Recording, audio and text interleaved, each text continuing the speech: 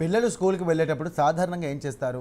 కొత్త బ్యాగ్ వేసుకొని అమ్మా నాన్నలకు బాయ్ చెప్పి నవ్వుతూ క్లాస్ రూమ్లోకి పరిగెత్తుతూ ఉంటారు. కానీ ఇప్పుడు ఫ్రాన్స్లో కొంతమంది చిన్నారులు స్కూల్ గేట్ కనిపించగానే వణికిపోతున్నారు, ఏడుస్తున్నారు.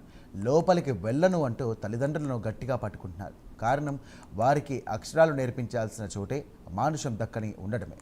ఇక ప్యారిస్లో బయటపడుతున్నటువంటి భయంకర నిజాలు ఇప్పుడు ప్రపంచాన్ని షాక్ గురిచేస్తున్నాయి. 100కు పైగా స్కూళ్ళు, డే కేర్ సెంటర్లు, ప్రీ స్కూళ్లలో చిన్నారులపై హింస, లైంగిక వేధింపుల ఆరోపణలు వెల్లువెత్తుతుండడంతో ఇక ఫ్రాన్స్ విద్యా వ్యవస్థని ప్రశ్నిస్తున్న పరిస్థితి ఏర్పడింది. అసలు పిల్లలు ఎందుకు భయపడుతున్నారు? ఎవరు ఈ మానవ మృగాలు? గత సంవత్సరాల పాటు ఈ అరాచకాలు ఎలా దాచిపెట్టబడ్డాయి? Let's watch.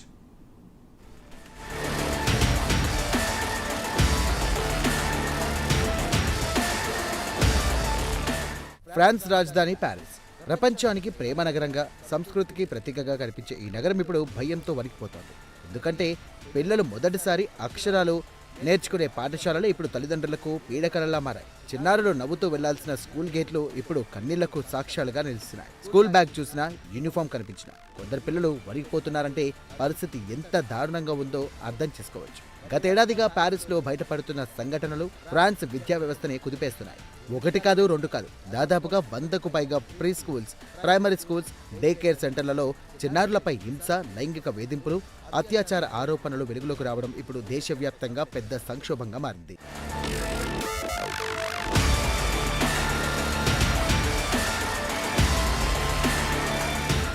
ఈ కేసుల్లో అత్యంత కలవరపరిచే విషయం ఏంటంటే, ఈ ఘోరాలకు పాల్పడిన వాళ్ళు బయట వాళ్ళు కాదు, పిల్లల భద్రత కోసం నియమించిన స్కూల్ అసిస్టెంట్లు, మానిటర్లు, అటెండెంట్లే నిందితులు. సాధారణంగా టీచర్లు క్లాస్ రూమ్ లో బోధిస్తే ఈ మానిటర్లు లంచ్ టైం, నిద్రపోయే సమయం, స్కూల్ తర్వాత యాక్టివిటీస్ సమయంలో పిల్లలతో ఎక్కువసేపు గడుపుతారు. 3 నుండి 11 సంవత్సరాల మధ్య వయసున్న పిల్లలు రోజువారీ జీవితంలో వీరు కీలక పాత్ర పోషిస్తారు. కానీ ఇప్పుడు అదే వ్యవస్థపై ప్రశ్నలు లేవనెత్తే పరిస్థితి ఏర్పడింది. పిల్లలను చూసుకోవాల్సిన వాళ్లే వారిని భయపెట్టారని, కొట్టారని, ఆకలితో అలమటించేలా చేశారని, లైంగికంగా వేధించారని తల్లిదండ్రులు ఆరోపిస్తున్నారు.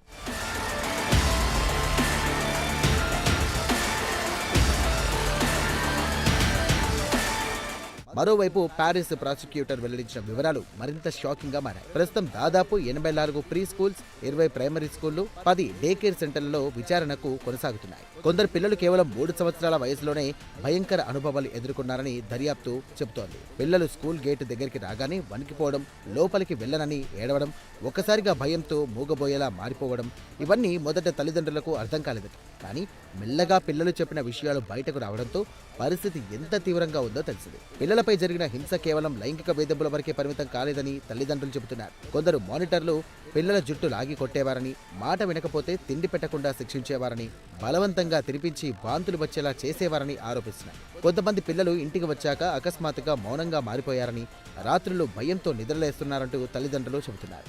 అంటే ఇది కేవలం ఒక సంఘటన కాదు, పిల్లల మానసిక ఆరోగ్యాన్ని శాశ్వతంగా దెబ్బతీసే స్థాయిలో వ్యవస్థ వైఫల్యం ఉందన్న ఆందోళన పెరుగుతోంది.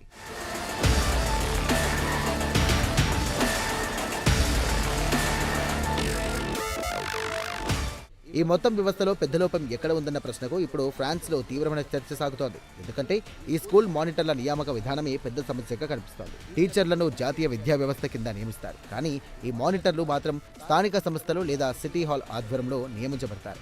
చాలా మందికి సరైన శిక్షణ ఉండదని, కొన్నిసార్లు కనీస అర్హతలు కూడా పక్కన పెట్టి ఉద్యోగాలు ఇస్తున్నారని పేరెంట్స్ సంఘాలు ఆరోపిస్తున్నాయి. తక్కువ జీతాలు, తాత్కాలిక ఉద్యోగాలు, సరైన పర్యవేక్షణ లేకపోవడం, ఇవన్నీ కలిసి ప్రమాదకర పరిస్థితిని సృష్టించాయని విశ్లేషకులు చెబుతున్నారు. ఇప్పటికే ఈ వ్యవస్థపై ఎన్నో సంవత్సరాలుగా ఫిర్యాదులు వస్తున్నాయని పేరెంట్స్ గ్రూపులు చెబుతున్నాయి. కానీ మొదట్లో అధికార యంత్రాంగం ఈ ఆరోపణలను సీరియస్ గా తీసుకోలేదన్న విమర్శలు వెల్లువెత్తుతున్నాయి. చాలా మంది తల్లిదండ్రులు పోలీసులకు ఫిర్యాదు చేసినా నెల తరబడి స్పందన రాలేదని చెబుతున్నారు. కొన్ని సంఘటనలను పిల్లలు ఊహలుగా తీసిపారేశారని ఆరోపిస్తున్నారు. అయితే పేరెంట్స్ నిరసనలు పెరగడంతో, మీడియా కథనాలు రావడంతో చివరకు విచారణలు వేగంగా పుంజుకున్నాయి. ఇప్పుడు ఈ కేసులో మరో కీలక అంశం బహిరంగ విచారణలు. సాధారణంగా ఫ్రాన్స్లో చిన్నారుల కేసులను రహస్యంగానే విచారిస్తారు. పిల్లల గోప్యత కోసం అది అమల్లో ఉన్న విధానం.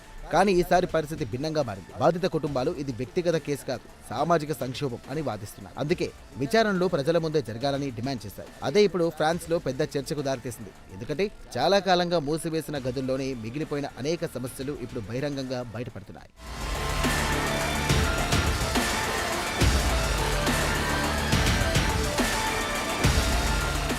మరోవైపు పారిస్లో బయటపడింది కేవలం ఐస్బర్గ్ టిప్ మాత్రమేనని, ఇలాంటి సమస్యలు దేశవ్యాప్తంగా ఉన్నాయని సామాజిక కార్యకర్తలు చెబుతున్నారు. స్కూలంటే పిల్లలకు అత్యంత భద్రమైన ప్రదేశం అన్న నమ్మకం ఇప్పుడు ఫ్రాన్స్లో దెబ్బతింటోందని అంటున్నారు. పిల్లలను ఉదయం స్కూల్కి పంపిన తర్వాత వాళ్ళు నిజంగా సురక్షితంగానే ఉన్నారా అన్న భయం ఇప్పుడు వేలాది కుటుంబాలను వెంటాడుతోంది. ఈ మొత్తం ఘటన పిల్లల సంరక్షణలో సిస్టమ్ అనే పదం కేవలం ఫైల్స్, నియామకాలు, నిబంధనలతో ముగుస్తుందా, లేక ప్రతి చిన్నారి భద్రతకు నిజంగా బాధ్యత వహించాలా అనే ప్రశ్నలు తలెత్తలా చేస్తోంది. ఎందుకంటే ఈ 3 సంవత్సరాల పిల్లవాడు స్కూల్ గేట్ దగ్గరికి రాగానే భయంతో ఏడవడం, అది కేవలం ఒక కుటుంబ విషాదం కాదు, ఇది సమాజం మొత్తం వైఫల్యానికి సంకేతం. ఇప్పుడు ఫ్రాన్స్లో జరుగుతున్న ఈ బహిరంగ విచారణలు కేవలం నిందితులకు శిక్షలు విధించడానికే కాదు, పిల్లల భద్రత విషయంలో ప్రపంచం మొత్తం మళ్లీ ఆలోచించేలా చేస్తున్నాయని విశ్లేషకులు చెబుతున్నారు.